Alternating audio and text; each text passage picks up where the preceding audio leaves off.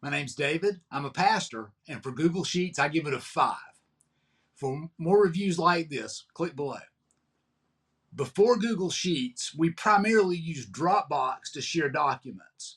And while we still use Dropbox, Google Sheets has a lot of usability that Dropbox didn't provide.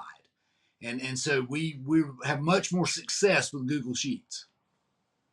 With Google Sheets, we have editability. And if I share a Google Sheet with someone in my organization or someone within Google, they can go in, edit if I give them that right.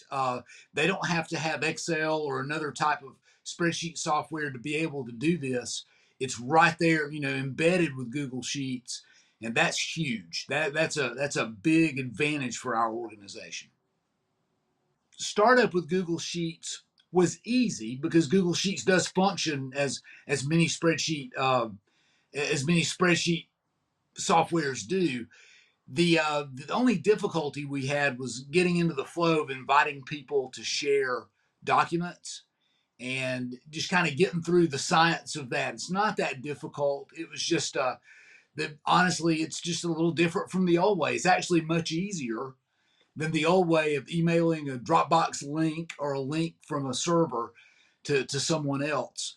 But it was a learning process to be able to share documents efficiently. The recommendation that I have for anyone that's going to use Google Sheets, certainly research your needs. Google Sheets will do almost anything that the other softwares will do. The big plus is the shareability and the fact that others can have the app built in and even able to edit things, on a mobile device. I mean, it's there's so much out there. There are upper level functions of Excel that it would not do. I'm not as familiar with those, nor do I need them. And that's what you need to check out.